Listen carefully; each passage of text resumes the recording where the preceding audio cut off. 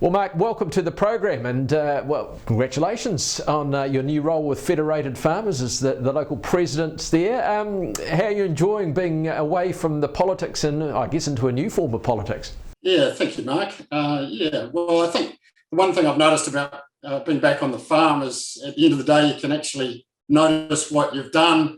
Sometimes it's not very much, or sometimes you've gone backwards, but you can actually see what you've done. Sometimes in politics, that's not always clear. Where are you? Tell us a bit about your farm and what part of the world you're in, and how's it going at the moment. Well, Jude and I and our two teenage daughters, we farm at Lawrence, which is just sort of about an hour inland, basically from Dunedin on the main road through to Queenstown. Many will be familiar with it. So we farm sheep and beef here. We've been here for about 15 years or so, I think. So yeah, a pretty standard conventional operation. And how has it been in the last few days with this polar blast doing its best to upset everybody?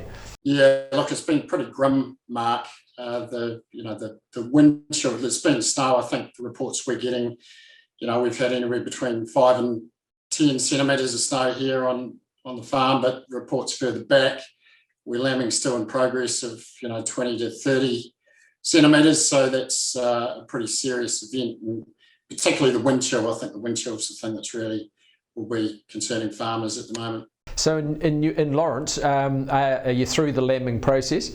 Yeah, most of the farmers around here will be well through, if not finished. There'll be a few hoggets going, and those stock have found good shelter, and they will have.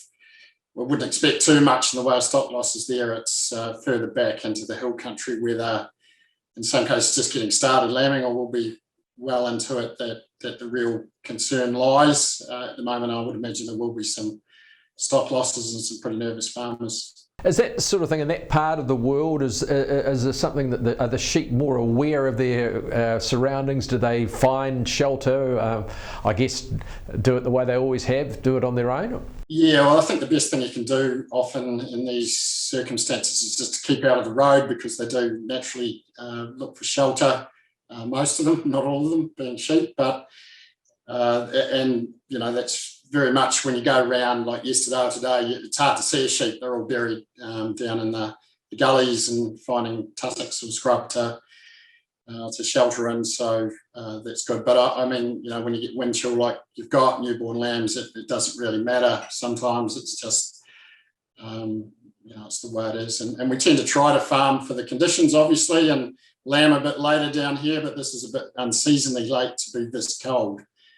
Snow's not unprecedented at this time of year, but to be this cold, I can't recall it. So I guess they saw you coming at Federated Farmers when you got out of Parliament. They probably thought, oh, here's a likely candidate. We'll put him in as our president in Otago. They did approach me about it, and I did think that, it was a good time to do it, to make a contribution while I still, had picked up quite a lot of knowledge whilst being in Parliament, and it seemed like that was a useful outlet for it, and it's, I guess, it's given me a bit of purpose too, beyond, it's not quite so cold turkey coming out of politics and back to farming, having a foot in both camps. Did you enjoy the parliamentary experience? At a personal level, I absolutely loved it. It's an absolute privilege, and just one of the frustrations now is, as important as these roles are, you are down the line a little bit, whereas when you're in there, you're right at the seat of power, and you can,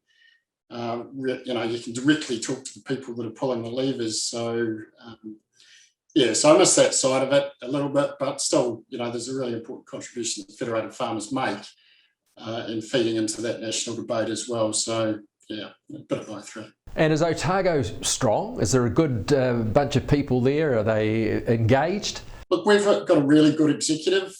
We've got some good young people coming through, which is something that I'm very keen on fostering, because obviously it's all about the future. We're trying to set up agriculture for the future, but we've also got some senior mentors that just keep a bit of an eye on us, been around the traps a little bit, and so it's a really good balance. We've got a great team. Now, I know a lot of farmers are finding it really difficult, this winter grazing and the feed plans and all that in the process, which is just not happening at the moment. I imagine in your neck of the woods in Otago, it's quite an issue. Yeah, winter cropping is pretty essential. We can't grow a lot of feed through the winter, so we need that buffer that winter crops allow, and of course most of it being on slope. This over 10 degree slope has caught a lot of people, and not unrealistically expecting they might have a pathway through the integrated farm plans, which haven't materialised, and now finding ourselves having to go through a formal resource consent process, which is, it's going to be quite a change for people. We're not sure how they'll handle it. We're not sure how the regional council is going to handle the deluge of applications. So there's just a lot of uncertainty and confusion at the moment, to be fair. Hopefully they'll go like Southland and sort of let you off the hook a bit for at least the next period, but whether or not that happens, of course.